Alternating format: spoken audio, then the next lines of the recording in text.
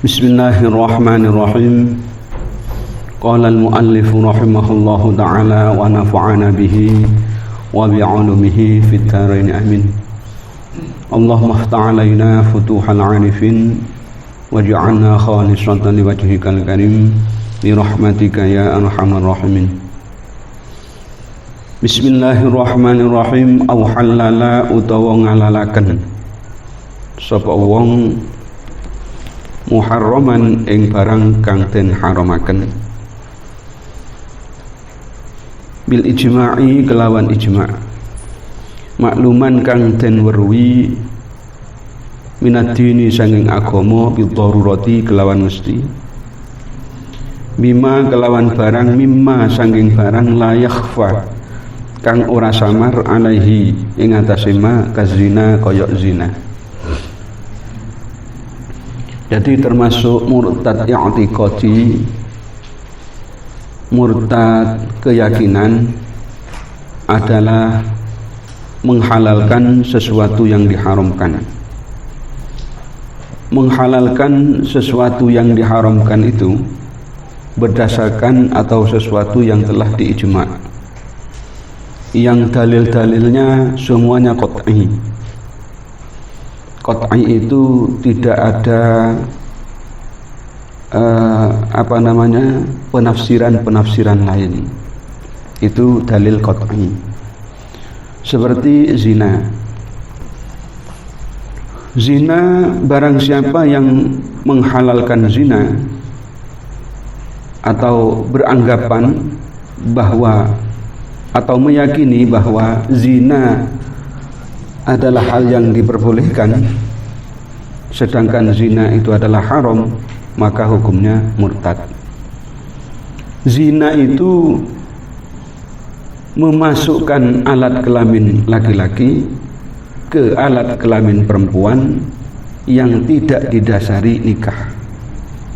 Itu adalah zina, baik yang perempuan atau yang disetubuhi itu hidup atau sudah mati. Baik memasukkan sesuatu itu atau alat kelamin itu menggunakan pembungkus atau tidak, atau bahasa sekarang itu kondom ya. Jadi bahasa kondom yang kemudian dikatakan pengaman itu adalah kalimat atau bahasa pengelabuan atau bahasa yang menyesatkan, karena seakan-akan dikala zina itu hanya takut hamil lah, sedangkan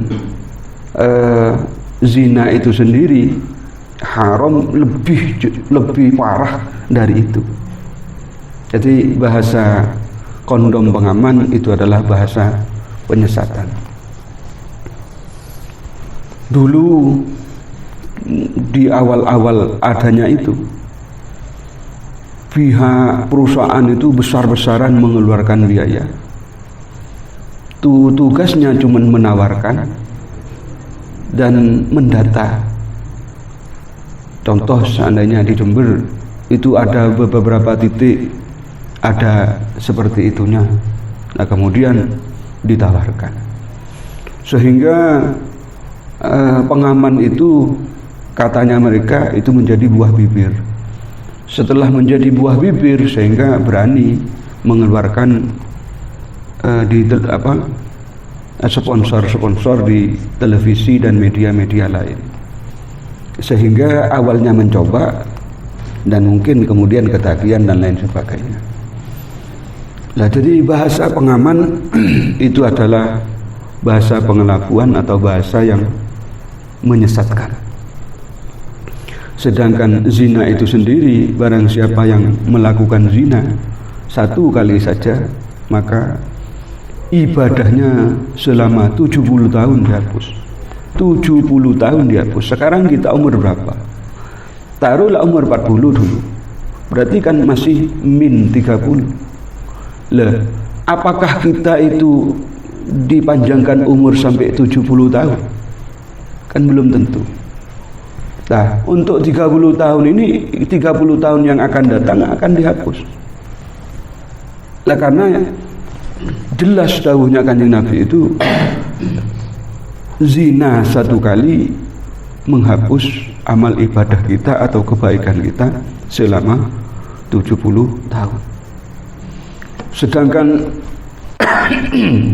faktor-faktor yang lain seperti mengundang penyakit yang sampai sekarang masih belum ketemu obatnya. Nah, ini yang parah itunya, bukan hanya hamil saja, apalagi sampai hamil kan ini. Apalagi sampai hamil, apabila sampai terjadi hamil, maka orang yang menghamilinya itu kemudian tidak berhak untuk menjadi wali atau menikahkan anaknya. Tidak berhak menikahkan anaknya sebagai wali. Artinya orang yang menghamilinya walaupun kemudian nanti menikahi orang yang dihamili itu, hanya sebatas bapak biologis, bukan bapak syar'i.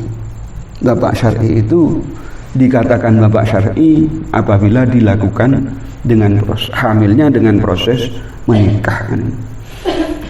Dan yang paling parah dari itu, orang tua atau bapak yang menghamilinya itu bisa menikahi anaknya.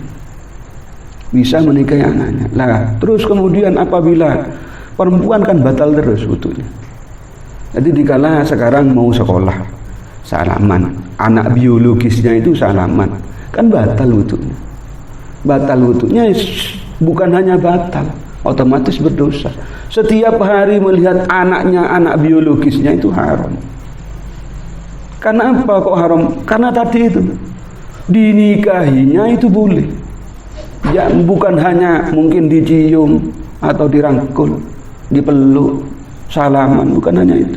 Dinikahinya itu boleh, walaupun hukumnya makruh. Lah makanya lah untuk yang hadir di sini sing belum menikah, tidak usah pacaran, pengen langsung menikah saja, biar tidak terjadi hal-hal yang tidak diinginkan. Lah itu. Terus kemudian andaikan sekarang terjadi hamil, kemudian orang tuanya melaporkan ke Pak RT, ke Pak Kampung atau kepala desa untuk meminta pertanggungjawabannya orang yang menghamilinya. Dan kemudian Pak Kampung itu berbondong-bondong dengan masyarakat, atau lapor ke polisi, minta yang laki-laki untuk mengawini perempuan yang dihamili. Kemudian karena di demo sehingga dinikahi sungguh, itu kan tidak sah. Pernikahannya itu tidak sah. Karena apa? Pernikahan di bawah tangan itu tidak boleh. Karena sifatnya orang menikahi orang lain itu harus ikhtiar, tidak boleh dipaksa. Jadi andaikan dipaksa maka tidak sah. Lah andaikan terpaksa kemudian menikah, lah sampai kapan itu akan terjadi haram itu akan hilang? Kan selamanya. Selama orang itu menjima istri yang proses akadnya tidak sah, itu kan selama itu pula berarti orang itu telah melakukan barang haram. Nah makanya ndak usah ono bahasa ta'aruf. Loh, bahasa ta'aruf itu ada, bukan pacaran. Ta'aruf itu begini kan. Jadi orang laki-laki main ke rumahnya cewek. Nah, cewek itu orang yang disenangi atau disenangi. Lah maka cewek itu harus ditemani oleh walinya. Kalau ada ayahnya, yo ayahnya. Kalau ayahnya sudah tidak ada, yo mbahnya. Mbahnya sudah tidak ada, ya saudaranya. Saudara laki-lakinya yang adil, yang baligh, bukan anak kecil. Saudaranya yang kecil, tidak bisa. Tidak ada, iya berarti pamannya. Pamannya tidak ada, ya berarti sepupunya. sepupunya ndak ada, anaknya sepupu. Anaknya sepupu berarti dua pupunya. Dua pupu itu sudah ndak ada, maka anaknya dua pupu. Itu rentetan wali. Nah, untuk bisa terhindarkan dari ta'aruf yang tidak diperbolehkan. Jadi bukan ta'aruf kepayangan berduaan di sana, bukan. Ta'aruf ada di bundaran sini, di lapangan sini. Bukan ta'aruf itu namanya pacaran ini. Ta'aruf itu yang tadi itu, ta'aruf sejak Islami ya tadi itu. Jadi bukan berduaan. Terus yang sangat kemudian ta'aruf itu kemudian menjadi juga bahaya. Seperti bekalan-bekalan sebelum menikah ono pranikah. Artinya sebelum akad secara resmi itu biasanya ono kawin sirri. Nah, kawin sirri itu biasanya dilakukan di waktu main jajan kan itu ya. Nah, terus kemudian ono perempuan akad. Kemudian akadnya namanya sirri. Dapat beberapa bulan terjadi burung. Sedangkan orang yang diakad sirri itu sudah dijima. Maka apabila sudah dijima, maka berkewajiban suami istri. Artinya nafkah harus tetap jalan. Lah kenyataannya di masyarakat kita itu tidak ada. Terus kemudian apabila terjadi firaq atau bahasa lain burung, maka iddah berjalan. Nah, kalau iddahnya tolak ya berarti 3 bulan. 3 sucian.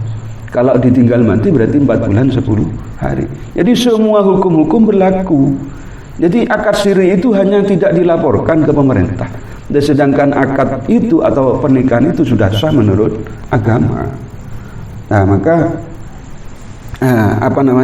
kita harus betul-betul memperhatikan tentang itu.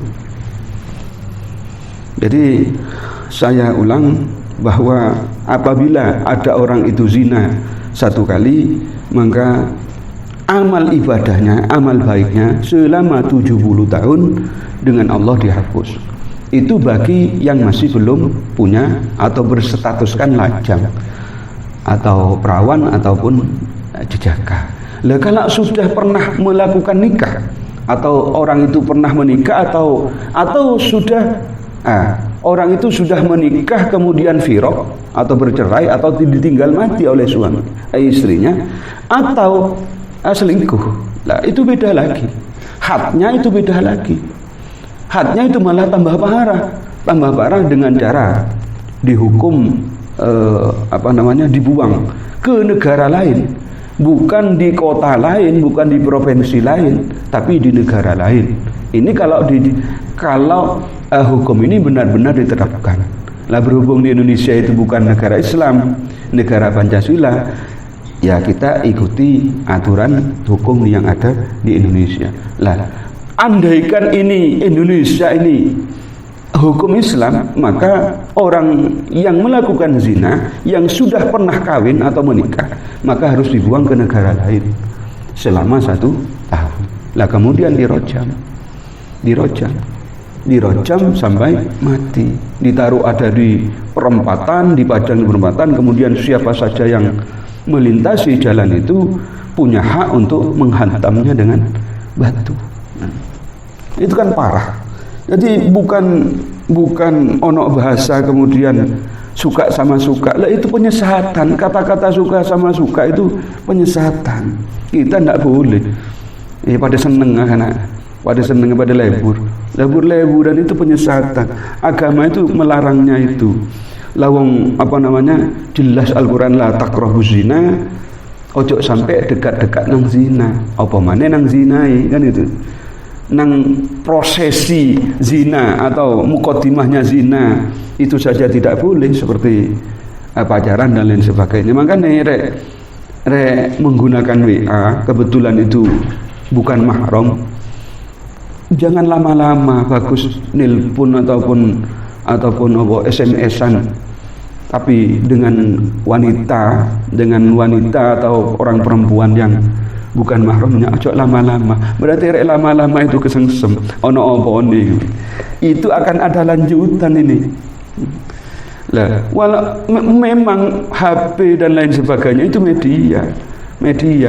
Apa katanya yang pakai, tapi kemudian apabila senang WA-an dengan yang bukan mahramnya senang, itu sudah masuk pada ranah haram itu sudah. Lawang cuman mendengarkan suaranya.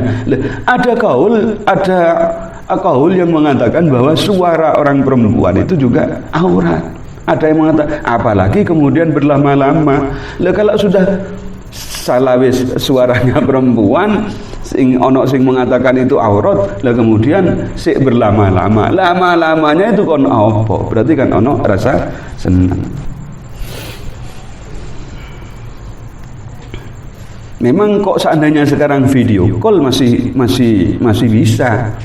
bisa dikatakan itu melihat orang perempuan lain, laki-laki melihat orang perempuan tapi melalui HP seandainya itu masih tidak diharamkan. Karena apa? Karena itu tidak langsung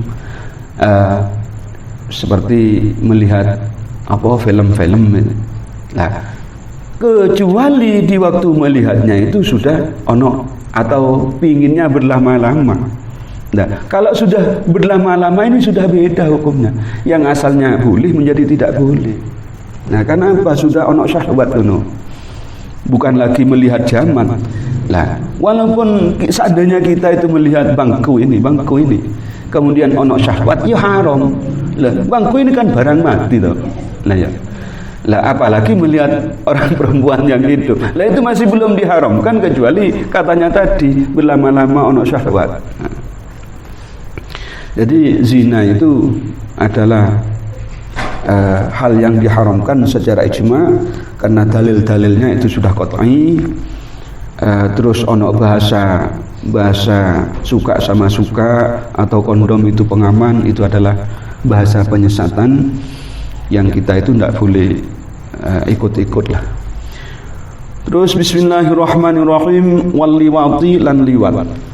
Liwat iku ono ne liwat iku sejak liwat iku apa namanya? Liwat itu suka sama laki suka sama laki-laki, perempuan suka sama perempuan. Kalau bahasa sekarang mungkin LGBT ya. Bahasa sekarang itu LGBT. LGBT itu terjadi semenjak zamannya Nabi Lut. Nah, ceritanya begini. Nabi Lut itu kan putranya Harun. Bukan Harun. Jadi Nabi Lut bin Harun bin Taroh bin Akhi Ibrahim. Jadi saudaranya Nabi Ibrahim itu kemudian mempunyai cicit ya. Mempunyai cicit Nabi Lut. Sedangkan Nabi Lut itu diutus oleh Allah di Sodom atau bahasa Sadom. Negara Sodom itu ono 7 desa. Pada waktu zamannya Nabi Lut, Sodom itu adalah sebuah kota yang terdiri dari 7 desa. Per desa itu berpendudukan 100.000 pada waktu itu. Per desa berpendudukan 100.000. Hanya saja Sodom itu kota Sodom terpecah menjadi dua. Ada bahasa perkotaan, ada bahasa pegunungan. Jadi terpecah. Umatnya Nabi Nuh terpecah menjadi 2. Ada istilah perkotaan, ada istilah pegunungan. Nah, sedangkan perkotaan tidak mau bergaul kepada masyarakat yang ada di pegunungan. Begitu pula pegunungan juga tidak mau bergaul dengan orang-orang yang ada di perkotaan. Sehingga cara dakwah Nabi Nuh mudah. Hari Sabtu Nabi Nuh itu ada di perkotaan. Hari Ahad Nabi Nuh itu ada di pengajian, ada di pegunungan. Seterusnya seperti itu. Nah, waktu itu aman-aman saja. Awal-awal Nabi Lut itu berdakwah aman-aman saja. Hanya saja kemudian ono iblis yang menyerupai orang tua yang alim, menyerupai seperti itu. Kalau menyerupai orang alim itu kan berarti gamisan, sorbanan, terus kemudian jenggun pote kan gitu ya, jenggun pote tebel dan panjang, dan kemudian kalau tidak bawa tongkat ya bawa tasbih. Itu kan kesannya Allah di alimnya. Sedangkan di Sodom pada waktu itu perekonomian dikuasainya atau menguasai perekonomian. Sodom pada waktu itu mensuplai barang-barang pertanian, laut itu seperti ikan dan lain sebagainya. Itu apa katanya rakyat Sodom pada waktu itu. Artinya Sodom menguasai perekonomian dunia. Kan hanya saja rakyat Sodom pada waktu itu rakyat atau masyarakat atau orang-orang di dunia kan masih belum begitu banyak. Lah, sedangkan iblis tidak rela. Iblis dengan menyerupai orang tua itu tidak rela hal itu berjalan dengan lancar, sehingga iblis itu mencari cara sekiranya orang Sodom itu tidak mensuplai makanan ke penjuru dunia. Nomor 2, sekiranya orang pegunungan itu bisa bermain ke perkotaan atau bergaul ke perkotaan, rakyat perkotaan sekiranya bergaul ke pegunungan, sehingga membuatlah iblis itu mizmar atau seruling. Jadi seruling itu sudah ada di zamannya Nabi Lut. Kalau gitar itu di zamannya Nabi Daud. Jadi pertama kali ono suling, yang mana suling itu tujuannya dicipta untuk syiar kejelekan, syiar kemaksiatan, dan akhirnya sukses. Kalau bahasa sekarang suruling itu ono dangdutan gini le. Kalau bahasa sekarang, jadi andaikan di perkotaan ono dangdutan, ono orkesan, maka yang pegunungan itu turun. Bila ada dangdutan atau orkesan itu ada di pegunungan, maka orang kota akan naik ke pegunungan dan sukses. Iblis sukses merancang itu sehingga asaloi. Kalau bahasa Kalisat itu asaloi. Rakyat pegunungan atau kaum pegunungan dengan perkotaan asaloi atau berkumpul. Dikala berkumpul itu kan wajar. Awalnya ada yang orang laki-laki majak perempuan, orang perempuan majak laki-laki. Sehingga ketagihan, karena orang laki-laki itu majak perempuan, sehingga orang laki-laki lain tertarik kepadanya. Perempuan begitu juga. Perempuan itu perempuan asli, yo asli lembut. Kemudian majak perempuan kekar. Kemudian perempuan yang lain yang lembut-lembut itu akhirnya pengen nang perempuan sing majak laki-laki itu. Sehingga yang laki-laki normal seneng ke laki-laki yang majak tidak normal. Perempuan begitu juga, sehingga tidak mau yang laki-laki asli itu kemudian tidak mau kepada perempuan asli. Perempuan asli itu juga tidak mau kepada perempuan yang laki-laki yang asli. Hanya mau nang wong perempuan sing majak wedok iku. Sehingga terjadi LGBT. Sehingga terjadi seneng-senengan yang seperti itu. Akhirnya sukses. Nabi Lut sukses. Dan kemudian cara dakwahnya Nabi Lut itu kemudian menjadi serba repot. Ya apa ngasaloi? Antara pegunungan dan perkotaan sudah asaloi, dan akhirnya kerepotan Nabi Lut, dan itu makin parah, sehingga diturunkanlah malaikat 4 malaikat yang menyerupai manusia yang sangat ganteng namu ke Nabi Lut gitu ya. Dan itu semuanya kaum atau rakyat Sodom pada waktu itu sangat senang, berlomba-lomba untuk mendapatkan malaikat yang menyerupai manusia itu. Memaksa sampai pokoknya demo besar-besaran untuk mendapatkan perhatian dari 4 malaikat tersebut. Akhirnya Allah tidak ridho, kemudian memerintahkan malaikat Jibril untuk mengazabnya. Sedangkan azabnya Nabi Lut pada waktu itu dengan cara sewiwi atau kelembangnya malaikat Jibril itu kemudian dimasukkan ke tanah, kemudian dibawa ke atas. Dungep itu kan yang atas ditaruh bawah, yang bawah ditaruh di atas, bukan likuifaksi. Kalau likuifaksi kan zaman Nabi lain. Kan nabi-nabi lain itu kan diadab beda-beda. Lah kalau zamannya Nabi Nuh adabnya itu sahabah, pakai sin, sahabah, mendung. Saking dari panasnya mendung sehingga otaknya umatnya Nabi Nuh pada waktu itu bungkar, kemudian otaknya keluar. Saking dari panasnya sahabah atau mendung. Terus kemudian dadanya juga retak, belah, kemudian jantungnya juga keluar.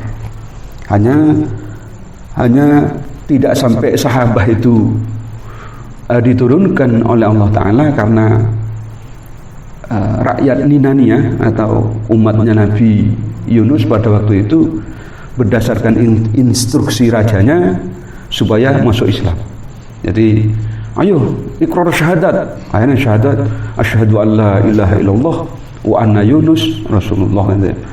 Setelah ikrar syahadat kemudian istighosah. Istighosahnya menggunakan la ilaha illallah, la ilaha illa anta subhanaka inni kuntu minadh dhalimin. Jadi kemudian murka Allah kepada umatnya Nabi Yunus atau Ninania, bukan Nirnania ya. Kalau Nirnania itu kan film. Ini sebuah kota Ninania di Israel digagalkan, diazab oleh Allah karena telah masuk Islam. Nah, setelah masuk Islam, sahabah yang panas itu kemudian dipecah menjadi 4. Ditaruh ada di gunung, sehingga gunung itu tidak tumbuh seperti kawah wurung itu, kawah wurung Bondowoso. Ini kan jangankan pepohonan, rumput tidak tumbuh. Lah itu saking dari panasnya sahabat sampai kiamat sing ngono iki. Terus kemudian ditaruh di gunung lagi yang kemudian menjadi tambang dan lain sebagainya. Bismillahirrahmanirrahim. Waliwat atau memasukkan alat kelamin ke dubur itu hukumi haram secara ijma. Apalagi orang lain, istrinya sendiri itu tidak boleh. Jadi jangan coba-coba. Sedang lawang dubur itu dicipta oleh Allah Ta'ala untuk mengeluarkan sesuatu yang tidak bagus, kok sih mau dimasukkan. Nah, jadi memasukkan alat kelamin ke dubur hukumnya haram. Harami itu ijma, dalilnya qat'i. Terus wal qatli lan mateni, kata-kata mateni itu ono usaha untuk mengeluarkan nyawa orang lain. Usaha-usaha untuk mengeluarkan nyawa orang lain itu namanya qatli. Pakai apa? Ya pakai apa saja. Jadi seperti mungkin pakai racun atau pakai pisau, senjata tajam, atau pakai alat-alat yang lain. Pokoknya ada usaha-usaha untuk mengeluarkan nyawa orang lain, itu namanya qatli atau mateni atau membunuhi. Terus kemudian wasariqah, sing jelas-jelas haram secara ijma adalah wasariqati lan nyolong. Kata-kata nyolong, mencuri adalah dengan cara atau menguasai atau mengambil hak orang lain. Jadi ono bahasa menguasai Kata mencuri itu menguasai atau mengambil hak orang lain dengan cara sembunyi-sembunyi dan tidak dikembalikan, itu namanya mencuri. Jadi sedangkan mencuri, jadi saya ulang, mencuri adalah perbuatan menguasai atau mengambil hak orang lain dengan cara sembunyi dan tidak dikembalikan, itu namanya qatl. Namanya sarikoh. Sarikoh mencuri itu adalah perbuatan yang diharamkan secara ijma. Andaikan ada orang meyakini bahwa mencuri itu halal, maka orang itu menjadi murtad. Lah, andaikan bukan hanya haramnya saja kemudian, tapi mencuri wajib dihad, wajib dihukum. Kalau dulu saya sik ngaji, saya tanya ke kiai, bolehnya dipotong tangan itu bila orang itu mencuri sampai berapa kok seandainya dirupiahkan, kok seandainya dikrus dengan rupiah. Dahulunya kiai, untuk zaman sekarang 25.000. Jadi mungkin untuk zaman sekarang ini, kalau zaman saya sik mondok kan tahun 90-an ya. Lah itu 25.000 ini kan sangat berharga zaman dulu. Lah itu sudah berhak untuk dipotong tangannya. Jadi apabila mencuri 25.000, maka tangan yang kanan dipotong, kan itu. Mencuri lagi, ya kaki yang kiri dipotong. Mencuri lagi, maka tangan yang kiri. Mencuri 25.000 lagi, maka tangan yang kiri dipotong. Mencuri lagi, berarti kaki yang kanan dipotong. Mencuri lagi, ya lehernya sudah dipotong. Aman itu sudah. Tidak ada maling itu, aman. Lah itu zaman dulu saya sik mondok, tanya ke kiai itu 25.000. Ya mungkin untuk zaman sekarang 100.000. Lah, bukan hanya takut kalau di Indonesia hukum Pancasila mencuri ya cuman paling 3 bulan. Mencuri sedikit ataupun mencuri banyak, maka 3 bulan di penjara. Kalau yang itu yang kelihatan atau yang ketemu, yang pakai koncoknya pulpen kan tidak ketemu, malah itu tambah banyak lagi dan besar. Katanya Imam Malik, uang sing ngecok pakai koncoknya pulpen itu tidak boleh disolati di kala mati. Ada kenapa? Karena tidak kelihatan ini, tidak kelihatan dan nominalnya sangat besar. Maka di kala mati, maka tidak boleh disolati. Ya kan nanti sama dengan murtad ya. Karena tidak kelihatan ini. Terus kemudian wal ghasabi lan ghasab. Ghasab itu menguasai hak orang lain dengan cara tidak sembunyi, dengan cara terang-terangan dan dikembalikan. Itu namanya ghasab. Jadi apabila ghasab itu adalah perbuatan yang haram, tidak boleh diyakini halal. Contoh yang mudah ghasab itu kan begini. Ada orang ke masjid membawa sandal swallow tandanya. Lah terus setelah pulang, swallownya itu teporok ya. Teporok dengan sandal bata. Lah maka orang itu tidak boleh makainya, tidak boleh mengambilnya. Jadi ropo-ropan itu tak oleh kalah. Pun dibiarkan saja sudah. Artinya kita pulang nyeker saja dulu. Nyeker dari masjid ke rumah. Karena apabila sandal ropo-ropan itu kita pakai, maka sepanjang kita bawa sampai rumah itu kita itu mendapatkan dosa. Karena itu haram. Jadi sudah tidak boleh diambil sudah. Lah, itu contoh yang mudah. Terus contoh yang mudah lain seperti kita mungkin ke parkiran, ke suatu tempat, ke kantoran katanya. Kemudian kita berdiri di parkiran. Karena parkiran itu mungkin Lah kan tak saatnya masoko, kemudian kita duduk-duduk di sepedanya orang lain. Duduk-duduk di sepedanya orang lain itu namanya ghosab. Karena telah menguasai hak orang lain. Sepeda itu punya orang lain, kok kita duduki? Nah itu berarti kita telah menguasainya. Tapi dengan cara terang-terangan, tidak sembunyi. Lah maka kita itu haram. Sing ngono iku haram. Syekh kun sepeda, jangan kun sepeda. Kalau miliknya orang lain jangan kun lagi. Kalau haram ya sudah haram. Lah kecuali begini, kecuali ada adzan rito. Contohnya seperti kita jalan-jalan di tengah perjalanan, ojen deres tak ibu mantel, kemudian ingin berteduh, ngaup malah tak keojenan. Kalau sekiranya orang yang punya rumah itu ada adzan ridho, ada persangkaan ridho, apa tak masalah. Andaikan diampuni ngaup ya tidak masalah. Hanya saja kita itu melihatnya ada adzan ridho apa enggak. Nah ini masalahnya. Memang kalau ada adzan ridho maka boleh. Kalau tidak ada adzan ridho atau persangkaan memperbolehkan atau mempersilahkan tuan rumah, maka kita haram. Lah sing ngono iku ojo digawe gampang. Jadi ghosab hukumnya haram secara ijma, artinya dalil-dalilnya qat'i.